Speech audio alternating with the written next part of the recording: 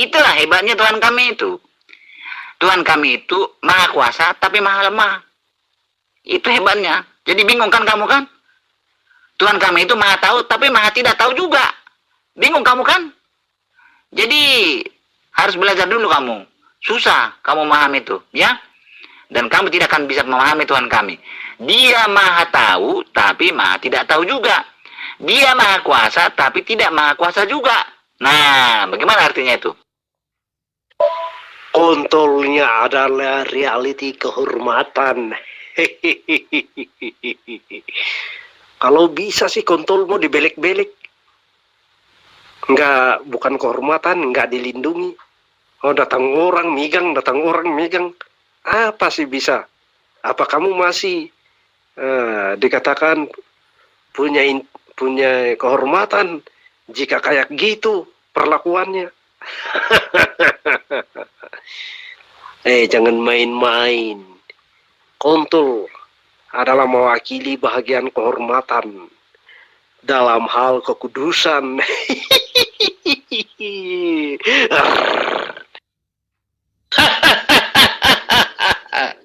Iya, Tuhan kami itu ajaib. Berkuasa, memegang segala kuasa di bumi dan di surga. Yesus telah memegang segala kuasa di bumi dan di surga. Artinya dia Tuhan.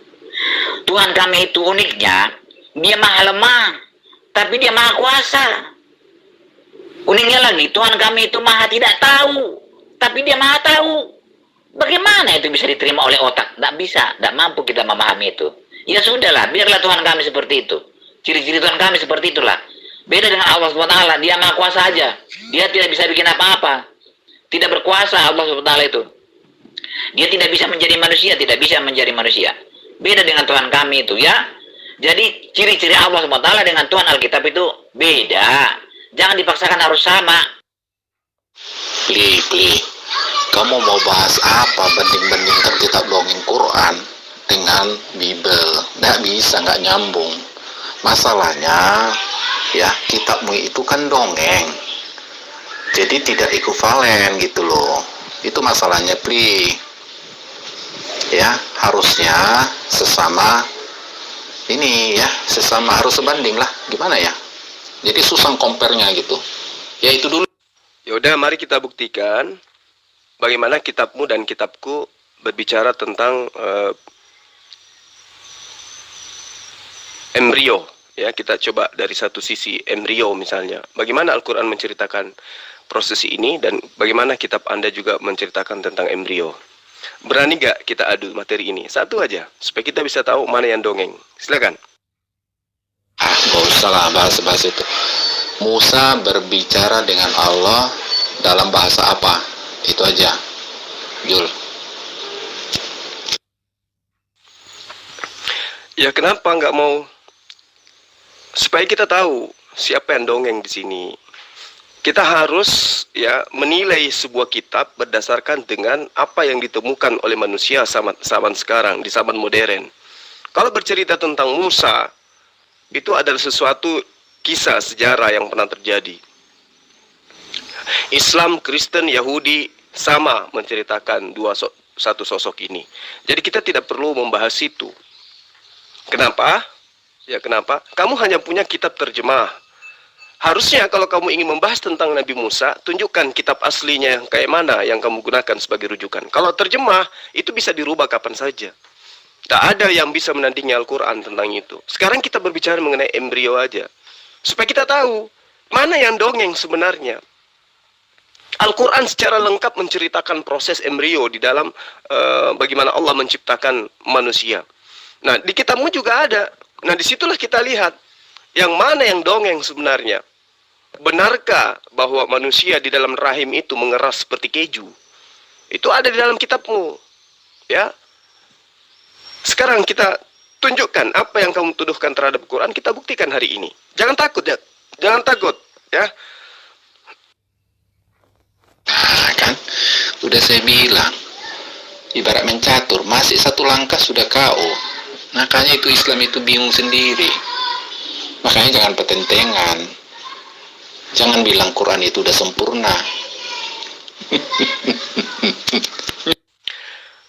Nggak usah salto, nggak usah kabur, nggak usah loncat-loncat, nggak usah hibur diri. Kamu menuduh Al-Quran adalah kitab dongeng. Sekarang kita buktikan. Kita ambil satu materi tentang embrio. Apakah yang diceritakan Al-Quran tentang embrio dan apa yang diceritakan oleh kitabmu tentang embrio?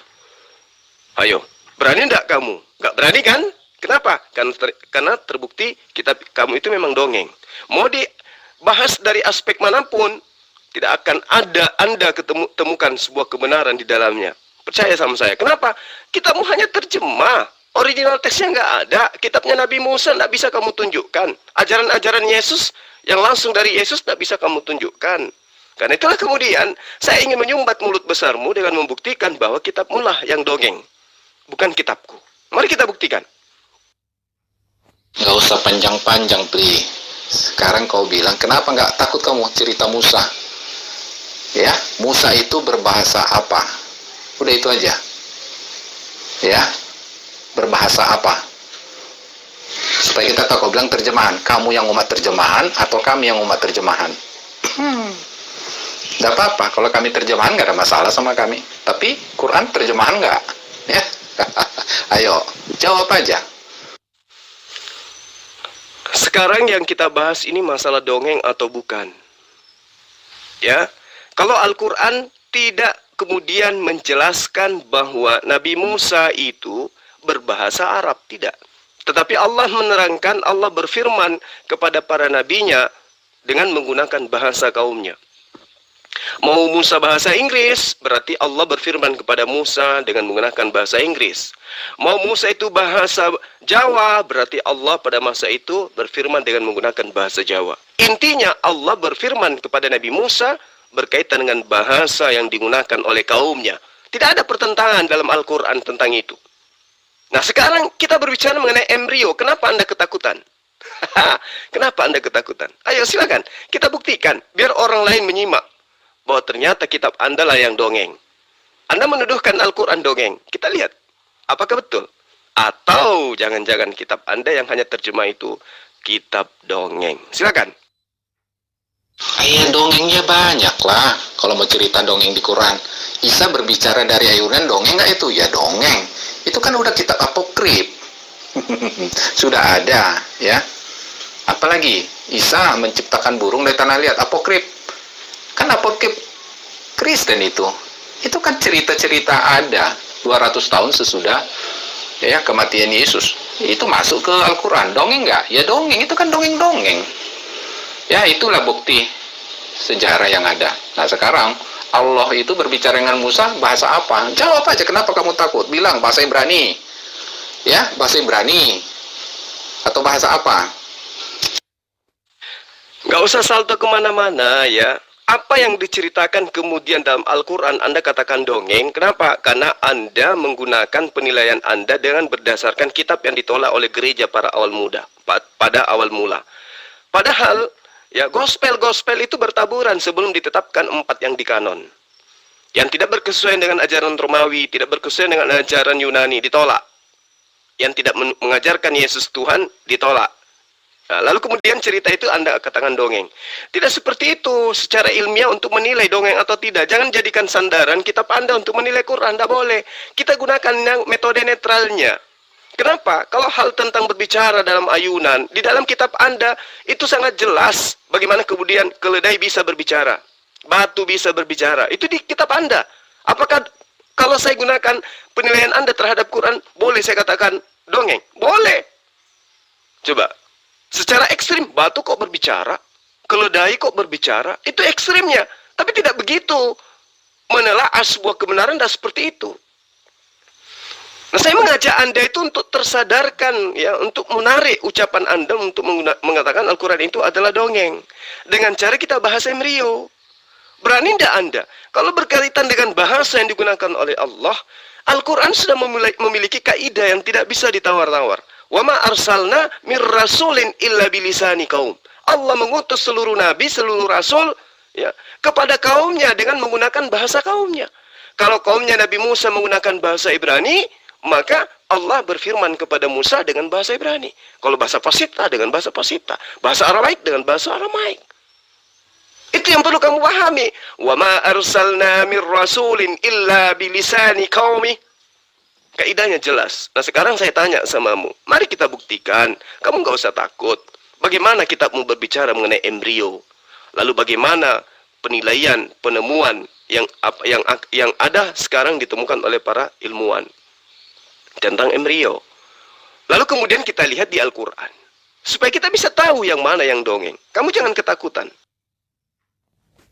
Jadi udah ini aja ya, suruh si Juma apa kalian ketua kelompok kalian cari kalian di dalam Taurat ada kata Musa memanggil apa itu Allah ya, memanggil Tuhannya Allah ya. Ayo kutunggu. Tidak usah lebay. Al-Quran sudah menerangkan wa ma arsalna mir rasulin illa bilisani qaumi. Allah berfirman kepada setiap rasulnya, tidak berfirman kecuali dengan menggunakan bahasa kaumnya, nabi tersebut. Musa menggunakan bahasa apa?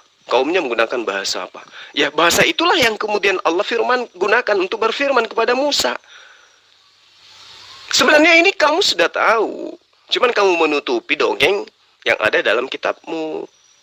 Kan gitu. Kitabmu berbicara tentang embrio seperti apa. Al-Quran berbicara mengenai embrio seperti apa. Lalu kita dudukkan sains tentang embrio. Yang mana yang berkesaksian, yang mana yang dongeng. Begitu cara belajarnya. Maksud saya, supaya kau cari di dalam ya, di dalam Taurat ada sebutan Allah. Ada nggak panggilan proper name Allah di dalam Taurat? Karena disitulah diceritakan tentang Musa, gitu maksud saya. Supaya kita tahu, kau yang terjemahan Al-Quran itu atau Bible gitu loh, ya, nggak usah lari, itu aja, sederhana, simple. Oke, nah sekarang bahasa apa Musa? Bahasa Ibrani. Oke, bahasa Ibraninya ada nggak Allah disebut sebagai Tuhannya? Penyebutan Allahmu itu cari sampai botak, 10 tahun setunggu. Ya tunjukkan aja dulu mana Tauratnya Musa. Tunjukkan kepada saya biar saya tunjukkan bahwa di situ ada kata Allah. Mampu enggak Anda menunjukkan kitabnya Musa? Enggak kan? Jangan kira kitab Anda itu kitabnya Musa. Jangan mimpi. Ya, sebenarnya Anda tahu bahwa Anda tidak akan mungkin bisa menunjukkan itu. Nah, Anda mencari-cari alasan untuk menghindar, untuk menutupi malunya Anda yang menuduh Al-Quran kitab dongeng, tapi ternyata faktanya kitabmu itu dongeng. Tentang penciptaan, apa yang diterangkan tentang kitab di dalam kitabmu? Sinar matahari sudah ada, siang dan malam sudah ada, tetapi matahari belum dicipta. Itu dongeng itu. Ya, tapi nggak usah terlalu yang berat-berat. Ya, saya hanya menawarkan embrio. Belum lagi kalau kita berbicara mengenai DNA. Bagaimana lagi lapisan-lapisan bumi, lapisan-lapisan langit, apa yang diceritakan oleh kitabmu dan apa yang diceritakan oleh kitabku. Belum itu. Ya. Jadi nggak usah terlalu muluk-muluk lah Anda. Satu aja dulu, kita berbicara mengenai embrio. Karena kitabmu juga berbicara mengenai embrio. Kita adu yang mana yang benar. Silakan. Nah, berarti apokrif lah yang kau paksakan, kan gitu. Kami percaya. Dan kita apokrif, bidat-bidat Kristen itulah yang dipakai oleh Al-Quran.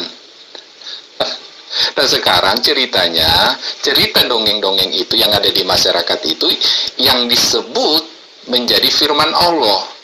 Kan itu masalahnya. Sekarang bicara pada jadi otentik nggak itu? Benar nggak itu firman Allah? Kan itu menjadi masalah.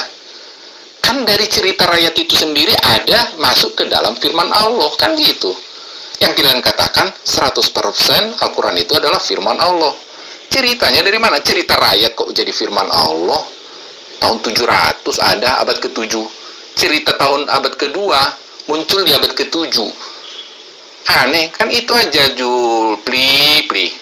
Jadi artinya nggak usah kau ngaku-ngaku itu firman Allah. Kalau sama saya langsung 100% hoax. Itu persoalan Quran. Tidak bertanggung jawab. Karena langsung dipatahkan. cerita dongeng yang di masyarakat langsung disebut menjadi firman Allah. Apa dasarnya? Yaitu Isa yang berbicara, Isa yang menciptakan apa, burung tanah liat itu kan sudah ada. Itulah dongeng itu. Nah, sekarang apa yang menjadi standarisasi yang bisa dijadikan sebagai acuan bahwa kitab mula yang benar dibandingkan kitab apokrit? Mana yang menjadi acuan kemudian? Contoh misalnya, kitab Barnabas. Barnabas itu diakui sebagai orang yang dekat kepada Yesus di dalam kitabmu. Bahkan dia yang ditunjuk, bahkan dia yang memungut Paulus. Sehingga Paulus itu kalian sebut sebagai rasul. Yang memungut Paulus itu adalah Barnabas. Sekarang saya tanya, mana pengajaran Barnabas? Kenapa tulisannya ditolak? Apa dasar penolakannya? Apa yang menjadi standarisasi ukuran di dalam gereja untuk kemudian menjadikan bahwa kitabnya Surah Paulus lebih absah daripada tulisan Barnabas? Silakan. Ini upaya Anda untuk lari dari bahasan tentang embryo kan? Sekarang saya ingin bukti dari Anda, mana yang benar, tulisan Paulus atau tulisan Barnabas? Dan apa yang menjadi acuan penilaiannya kemudian? Silakan. Ya kau yang tunjukkan, karena kalian mengatakan, nah nama Tuhan itu adalah Allah. Tunjukkanlah. Mana nama Allah itu di Taurat itu? Yang disebut Musa itu. Namaku adalah Allah. Ada disebut seperti itu? Nggak ada, Jul. Nggak ada. Nah, kenapa kau mengatakan nggak ada, sementara kamu tidak bisa menunjukkan Torahnya Musa? Apa alasanmu mengatakan tidak ada? Andai saja kitabnya Nabi Musa kau bisa tampilkan hari ini, dan di situ tidak ada kata Allah, maka pantas kau katakan tidak ada. Sekarang kitabnya Musa nggak ada, terus kau katakan tidak ada kata Allah. Nenek kiper, apa dasar pijakanmu? Sementara kitabmu bertaburan kata Allah. Tidak ada kata Yahweh di dalam kitabmu, yang ada Allah. Penerjemah kitabmu itu sadar bahwa nama Tuhan yang sesungguhnya itu adalah Allah. Buktinya dia tidak menulis Yahweh, yang ditulisnya adalah Allah. Sekira poin itu sudah selesai, ya, karena Anda tidak bisa menunjukkan data tentang kitabnya Nabi Musa. Kitab Anda bukan kitabnya Nabi Musa. Kitab Anda adalah buatan orang-orang yang tidak dikenal. Paham? Sekarang kita kembali kepada pokok pembahasan tentang embrio.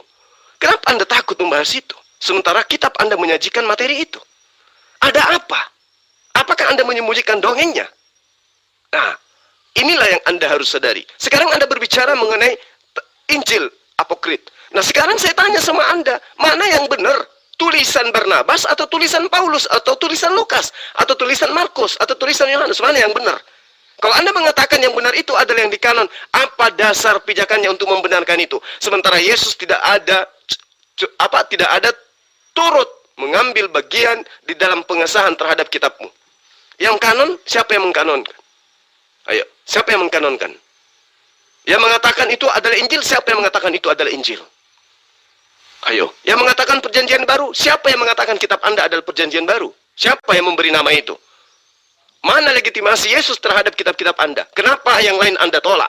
Tulisan Maria Anda tolak, tulisan Filipus Anda tolak, tulisan Yusuf Arimatia Anda tolak, Andreas dan seterusnya. Sementara mereka adalah murid-murid Yesus. Lukas bukan murid Yesus, Paulus juga bukan. Kenapa Anda terima tulisan mereka? Ayo. Apa dasar menjadi penilaian? Dasar penilaian mengatakan bahwa tulisan daripada Barnabas itu salah. Yang benar itu ada tulisan Lukas. Apa dasar pijakannya? Jawab.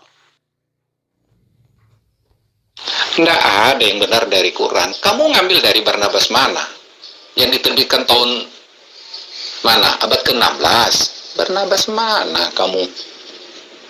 Apokrip udah ditolak gereja, ngapain? Sama kan sama Sinandar itu kemarin kan? Debat sama siapa? Ngapain? Tidak kok dimasuk-masukin dipaksa. Itu kan aneh. Mau kita ambil dari Ahmadiyah, nanti Isa itu adalah disalibkan. Nanti kalian tolak lagi. Doif lagi kalian bilang. Oke, ya sudah. Jadi dongeng-dongeng dari Injil itu yang ditolak oleh gereja itu kalian pakai menjadi Quran. Itu aja masalahnya, ya. Sama dengan Isa yang tidak disalib. Itu kan dongeng juga jadinya, ya. Apokrif. Nah, masalahnya Quran itu bahannya dari mana? Dari Allah atau dari kitab apokrif? Kitab-kitab buangan orang Kristen. Nah, itu masalahnya. Jadi campur aduk kalian. sebentar firman Allah, tapi sebentar Islam mengambil ya dari kitab-kitab apokrif. Kamu kitab Barnabas lagi, yang mana lagi? Kacau. Jadi kalian nggak ada kemandirian, itu masalahnya Quran. Oke, jadi nggak ada gunanya debat. Kamu ngotot nanti di situ terus. Oke Jul, nggak ada gunanya lagi lah. Perbaikilah diri kalian dulu. Coba cek dulu. Yang ngaku-ngaku itu firman Allah kok amburadul begitu, itu aja. Oke. Sekarang tunjukkan kepada saya apa dasar pijakan saudara menolak tulisan Barnabas dan menerima tulisan Lukas atau Markus atau Paulus. Apa dasar pijakannya? Siapa yang kemudian menjadi patokan? Ini yang salah, ini yang benar. Tulisan Barnabas salah, tulisan Lukas benar. Apa dasar pijakannya? Adakah Yesus mengajarkan itu? Bahwa yang benar adalah Lukas, yang salah adalah Barnabas. Adakah murid-murid Yesus yang menerangkan kemudian yang benar ini, yang salah ini? Adakah? Nah sekarang apa dasar pijakan Anda menolak kitab-kitab ini? Menolak kitab Filipus, menolak Injil Thomas, dan seterusnya. Apa dasarnya? Apa yang menjadi acuan penilaiannya? Silakan. Sekarang tunjukkan kepada saya apa dasar pijakan saudara menolak tulisan Barnabas dan menerima tulisan Lukas atau Markus atau Paulus. Apa dasar pijakannya? Siapa yang kemudian menjadi patokan? Ini yang salah, ini yang benar. Tulisan Barnabas salah, tulisan Lukas benar. Apa dasar pijakannya? Adakah Yesus mengajarkan itu? Bahwa yang benar adalah Lukas, yang salah adalah Barnabas. Adakah murid-murid Yesus yang menerangkan kemudian yang benar ini, yang salah ini? Adakah? Nah sekarang apa dasar pijakan Anda menolak kitab-kitab ini? Menolak kitab Filipus, menolak Injil Thomas, dan seterusnya. Apa dasarnya? Apa yang menjadi acuan penilaiannya? Silakan. Bukan. Kau yang harus menunjukkan ada di Taurat itu ada nama Allah. Hah? Nggak ada. Carilah. Mau bahasa Ibraninya cari. Karena Musa itu diyakini orang Islam bilang berbahasa Ibrani. Ada nggak Musa memanggil Allah? Allah ada. Cari. Tunjukkan. Kau yang tunjukkan. Memang udah keper. Memang pasti seperti itu kalian. Ya. Akan berdalih. Jadi nama proper name Allah saja kalian udah nggak bisa bertanggungjawabkan. Udah akui aja itu abad ke-7 aja ada nama Allah itu. Udah itu selesai. Itu namanya yang dibuat oleh Muhammad. Itu sesembahan kalian. Nah apa dasarnya? Nah ada orang bilang itu ya di Ka'bah itulah Allah itu. Ada yang mengatakan ya Muhammad itu Allah itu. Iya kan? Sesembahan itu adalah yang diciptakan tahun 7, abad ke-7 gitu aja. Oke? Please. Kamu itu lucu dan otakmu nggak berfungsi gitu loh. Al-Quran menerangkan Allah itu tidak mengutus seorang nabi melainkan dengan menggunakan bahasa kaumnya. Kalau kemudian Allah menerangkan dirinya kepada Rasul Muhammad SAW, Innani anallah la ilaha illa ana, itu karena kaumnya Rasul Muhammad SAW menggunakan bahasa Arab. Sehingga muncul kemudian data bahwa Allah memperkenalkan dirinya dengan sebutan itu. Ayo. Nah sekarang saya ingin tahu dari Anda kebenaran daripada Al-Quranul Karim surah Ibrahim ayat 4, wa ma arsalna mir rasulin illa bilisani kaum, itu tidak bisa Anda bantah. Allah datang memberi wahyu kepada Rasulullah dengan menggunakan bahasa Arab. Lalu kemudian Allah bercerita tentang Nabi Musa, tentang Abraham, tentang Yakub, Ishak, dan semua nabi yang ada datang sebelum Rasulullah juga dengan menggunakan bahasa Arab. Berarti apa yang diterangkan wa ma arsalna mir rasulin illa bilisani kaum, tidak ada yang salah. Karena ketika Allah mewahyukan sebuah firman kepada Rasulullah, itu tidak menggunakan bahasa nabi yang lain. Nah, sekarang giliran Anda menunjukkan apakah Torah Nabi Musa itu masih ada? Dan kalau masih ada, tunjukkan Allah menyebut dirinya dengan sebutan apa di dalamnya. Silakan. Anda ingin mengatakan bahwa Allah, Tuhan, pencipta alam semesta, ketika datang kepada Musa memperkenalkan dirinya dengan sebutan Yotefave, atau memperkenalkan diri dengan sebutan Hasem. Tunjuk mana kitabnya Nabi Musa yang menerangkan itu. Mana? Bisa Anda tunjukkan? Tidak. Itu artinya Anda membual. Anda hanya menggunakan kitab dongeng. Makanya Anda takut membahas tentang embrio. Jadi begini ya, Beli juga, kamu harus menyadari di Quran itu kan sudah ada orang-orang di situ kan sudah mengingatkan Muhammad itu adalah dongeng-dongeng dahulu yang kamu ceritakan balik lagi. Kan sudah diingatkan. Ada kan nggak di Quran itu? Ada. Artinya dongeng-dongeng sudah ada sebelumnya, dan zaman dulu itu diceritakan Muhammad lagi. Nah, ini masalahnya begini, ini yang kalian akui menjadi firman Allah, ini yang menjadi repot. Nah, kalian terjebak di situ, ya kan? Akhirnya ada apa kuncinya? Ya harus jadi berbohong. Kalian harus ngotot di situ, kan itu masalahnya. Kan memang di Al-Quran udah ingatkan Muhammad, kan? Ada nggak di situ? Iya, ya kan? Nah, makanya cuman Muhammad akan berlindung, wah itu dari Allah gini, ngomongin kafirin. Ya bahasa kasarnya dia emosi, ya dibunuhilah orang Quraisy itu kan gitu. Nah, sekarang begini aja, sederhana. Al-Quran dituliskan 1400 tahun silam.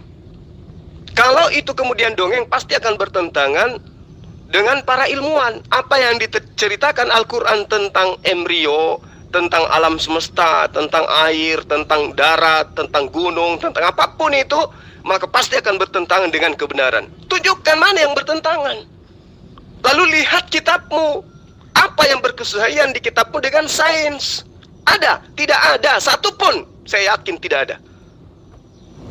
Ini data. Jadi bukan cuma menuduh. Kalau Anda mengatakan dongeng-dongeng, berarti Anda sama dengan orang Arab Badui, orang Arab jahiliyah, orang-orang Badui, orang barbar yang ada pada masa itu. Tapi faktanya mereka akhirnya beriman juga. Nah, sekarang saya ingin tahu dari Anda, kitabnya Nabi Musa mana yang mengatakan bahwa Tuhan itu memperkenalkan diri dengan nama Yahweh? Mana kitab Nabi Musa itu? Anda tidak bisa menunjukkan. Sementara data Al-Quran jelas menerangkan wa ma arsalna mir rasulin illa bilisani qaumi. Artinya apa yang diterangkan oleh Allah kepada Rasulullah tidak ada yang bertentangan. Karena Allah datang dengan mewahyukan bahasa dengan memberikan wahyu dengan menggunakan bahasa kaumnya, Rasulullah Muhammad SAW. Yang salah kitabmu. Yesus itu bahasa Aramaik. Kenapa kitabmu bahasa Yunani?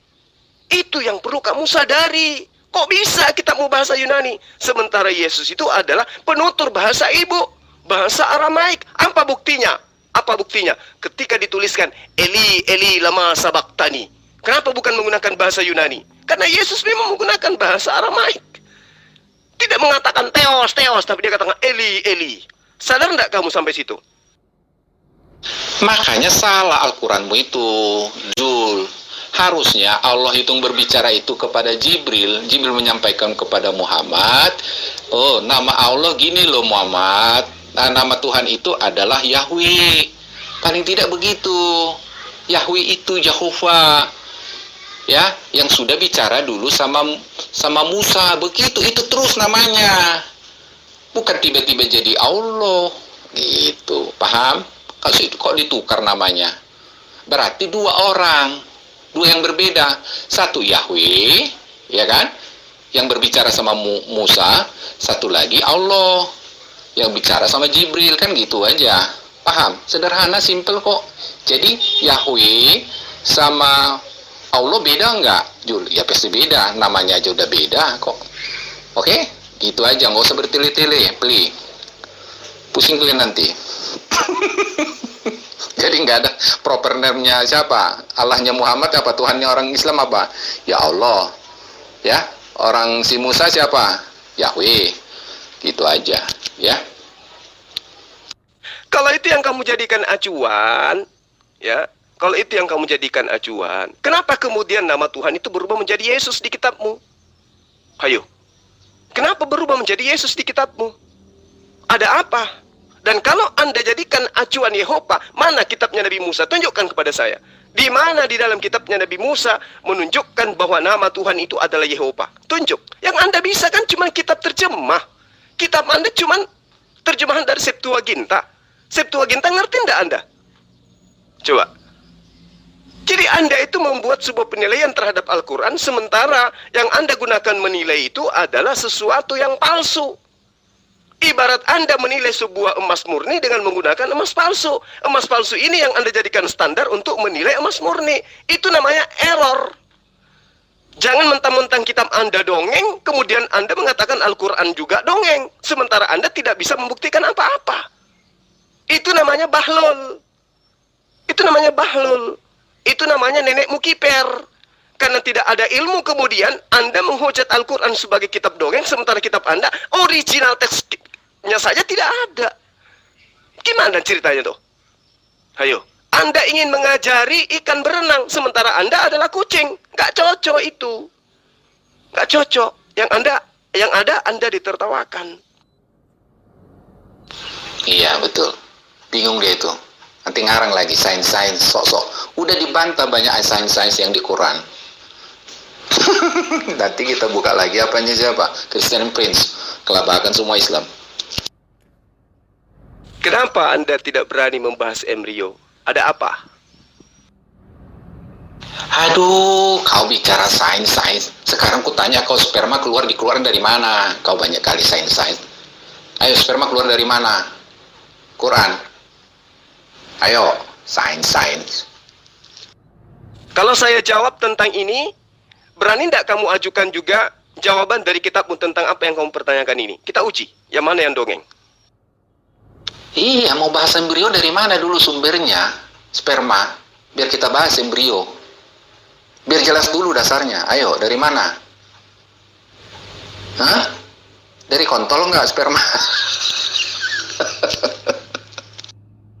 Oke, saya akan menjelaskan ini, tetapi saya pun ingin Anda menjelaskan berdasarkan apa yang ada di dalam kitab Anda. Ya, kalau tidak, berarti jatuh palu. Anda harus mengakui kitab Anda adalah kitab dongeng. Al-Quran menerangkan, min nutfatin idza tumna, dari mani, apabila mani itu dipancarkan. Berarti, mani itu ada pada tempat di mana tempat itu mampu melakukan sesuatu gerakan, di mana gerakan itu menyebabkan mani atau sperma ini terpancar, keluar, menembus kepada tujuan yang bisa menjadikan tempat itu kemudian terjadi pembuahan. Itu yang kemudian harus kamu tahu. Berarti Al-Quran itu menjelaskan secara terinci. Summa ja'alnahu ya nutfatin fi farji makin. Jadi di dalam ayat ini diterangkan, kemudian kami jadikan saripati itu ya tersimpan dalam tempat yang kokoh. Kenapa kemudian sperma itu dikatakan tersimpan di tempat yang kokoh? Coba kita lihat manusia.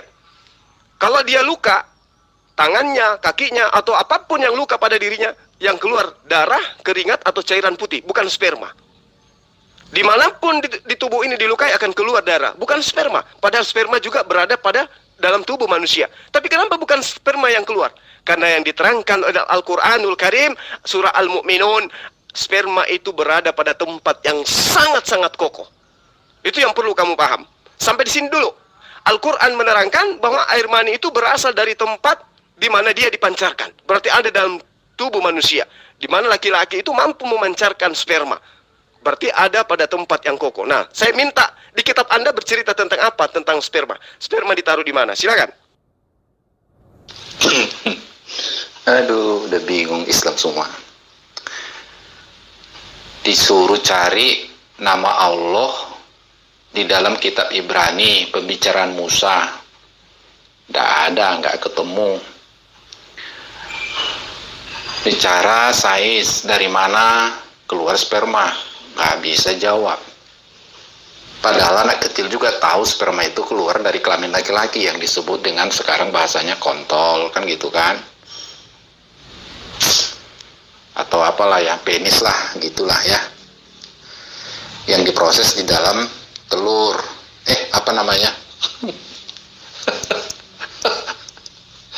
Ya, di pelirnya laki-laki itu. Oh, gimana sih? Kalian mau sains-sains? Nggak usah sains-sains lah. Udah saya katakan tadi banyak dongeng, nggak percaya. Kita buktikan dongeng-dongeng semua, bingung, kelabakan. Muhammad saja udah diingatkan orang, mat, jangan ngedongeng, jangan ngedongeng. Dilanjut juga. Ini lahirnya jadi masalah kan? Quran digadang-gadang. Gitu orang pintar di zaman modern diperiksa. Waduh, dongeng kok dipakai. Firman Allah katanya itu jadi masalahnya. Kejebaklah Islam. Ya kan? Akhirnya marah-marah, emosi. Ya, aduh gimana sih? Udahlah, bubar aja bubar. Makanya dihapus aja yang dongeng-dongeng supaya bagus gitu loh. Tadi saya minta Anda menunjukkan kitabnya Nabi Musa, tapi Anda tidak mampu menunjukkan. Dengan kata lain, kitab Anda itu bukan kitabnya Nabi Musa. Oke? Artinya sudah terjawab, kitabmu dongeng. 1. Berkaitan dengan permintaanmu tentang sperma. Di manakah sperma itu disimpan di dalam tubuh manusia? Al-Quran terperinci menjelaskan, yakhruju min baini sulbi wat tara'ib. Oke? Bahwa sperma itu tersimpan di antara tulang punggung atau tulang sulbi manusia. Oke? Sudah saya jawab, ya. Di dalam Al-Quran, khulika mimma indafita. Maka dia diciptakan dari air mani yang terpancar. Kenapa terpancar? Karena ternyata air mani itu tersimpan dalam sebuah tempat yang kokoh yang berada di antara tulang punggung sulbi laki-laki. Nah, sekarang saya tanya sama Anda, di mana sperma tersimpan di dalam tubuh manusia menurut gospel? Supaya kita tahu, hari ini Anda harus mengakui kitab Anda dongeng. Saya tunggu, saya kasih waktu 5 menit. Ngarang itu, ngarang itu yang kau bilang itu, Pli, ya. Saya sudah menjawab, ya.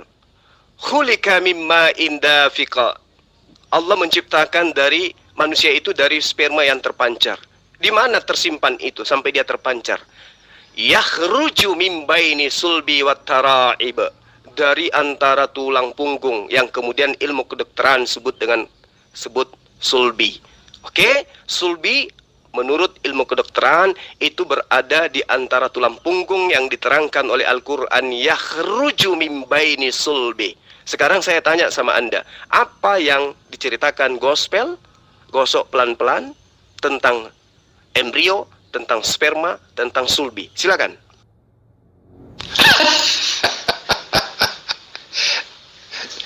Pli, memang nggak ada nama Allah. Kau nggak usah apa, mau menghindar lagi.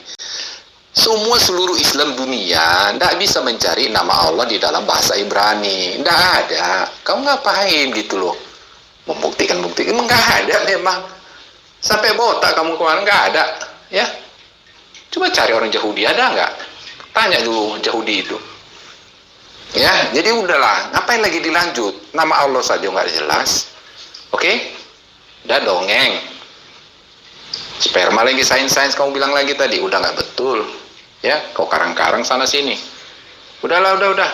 Kalau begininya diskusi, ya, kamu harus, ya, apa namanya ya, ngarang sana ngarang sini. Nggak ada gunanya, Pli. Untuk apa? Ngabisin waktu, tenaga. Ya. Kalau dongeng pula yang harus kita apakan, gimana kita perjuangkan, kita perdebatkan. Ya susah, namanya dongeng, tidak nyata. Oke? Yang perlu kamu perhatikan di sini adalah namamu adalah John.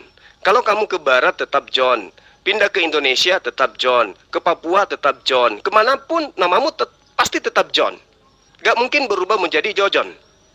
Ya, kemanapun kamu pergi namamu tetap John. Begitu juga Allah. Kemanapun dia berfirman, namanya tetap Allah. Sekarang masalahnya adalah kamu tidak mampu menunjukkan kitab Tauratnya Nabi Musa. Kamu tidak mampu menunjukkan Injilnya Yesus. Sehingga kamu menilai Allah, nama Allah dengan kitabmu. Tapi faktanya di dalam kitabmu, Lembaga Alkitab Indonesia menulisnya Allah. Berarti sadar mereka, nama pencipta alam semesta itu adalah Allah. Sekali lagi saya katakan, namamu John, kamu ke Amerika tetap aja John, tidak mungkin Jojon. Kamu ke Papua tetap aja John, tidak mungkin John. Tidak mungkin. Begitulah Allah. Masalahnya sekarang kamu nggak mampu menunjukkan kitabnya Nabi Musa. Kalau kamu mampu menunjukkan 2 loh batu yang diterima oleh Musa, di situ kemudian tidak tertulis Allah, baru kamu bisa menyalahkan Al-Quran. Tapi selama kamu tidak mampu menunjukkan kitabnya Nabi Musa, selama itu juga Al-Quran tidak bisa kamu sentuh kebenarannya.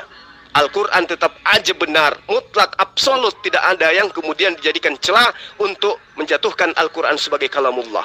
Terbukti hari ini, Al-Quran menerangkan apa yang kamu tuduhkan tentang sperma. Khulika min ma'in dafiqa. Al-Quran menerangkan, Allah menciptakan manusia dari sperma yang dipancarkan.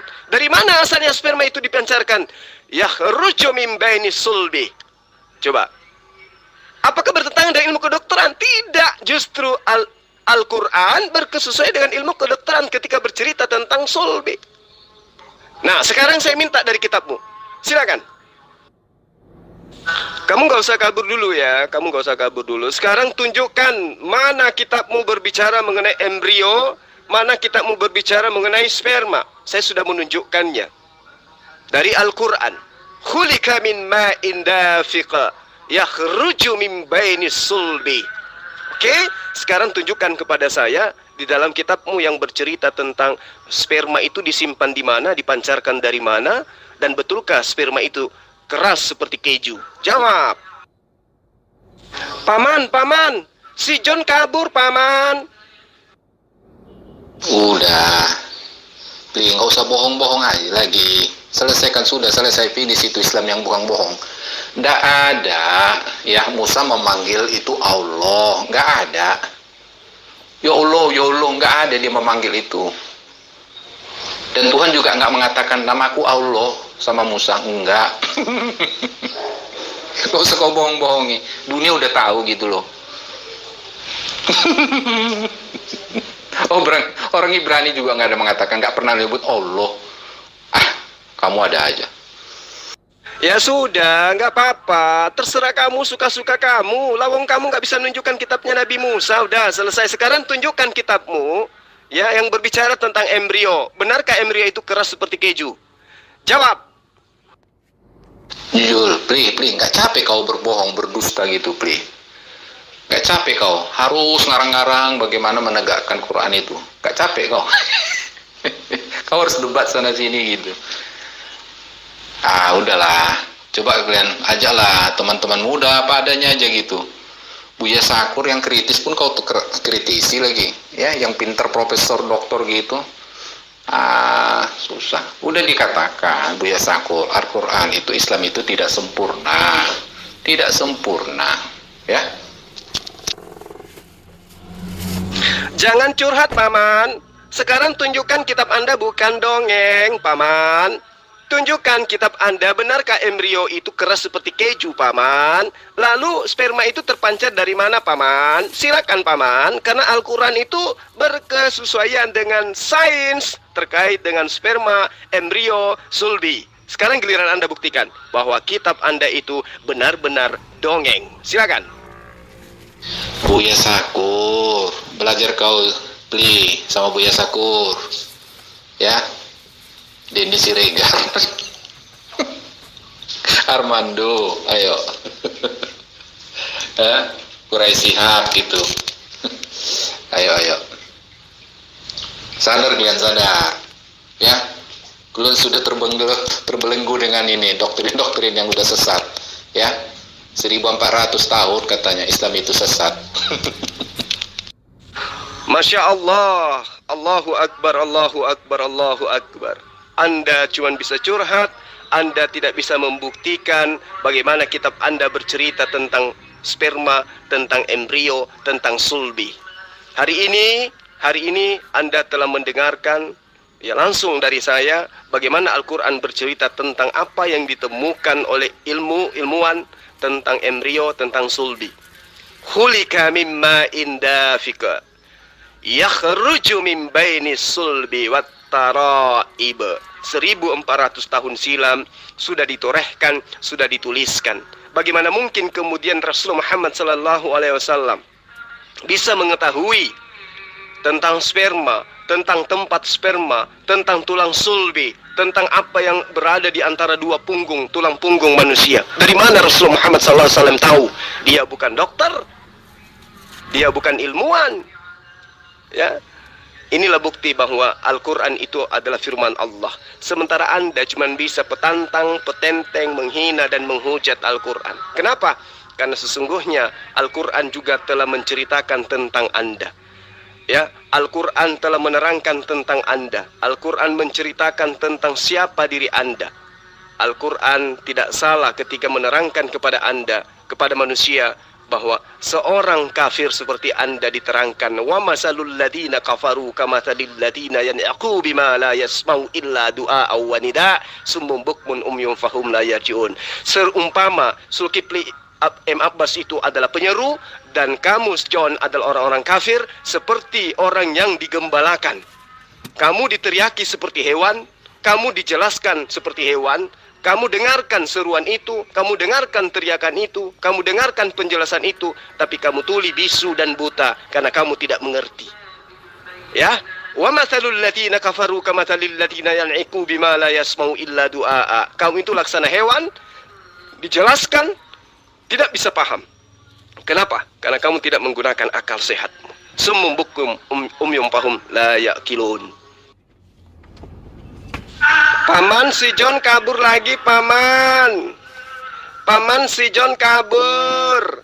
Dia telah membuktikan kitabnya itu adalah dongeng. Alhamdulillah. Ya, semoga si John dapat hidayah. Allahu Akbar.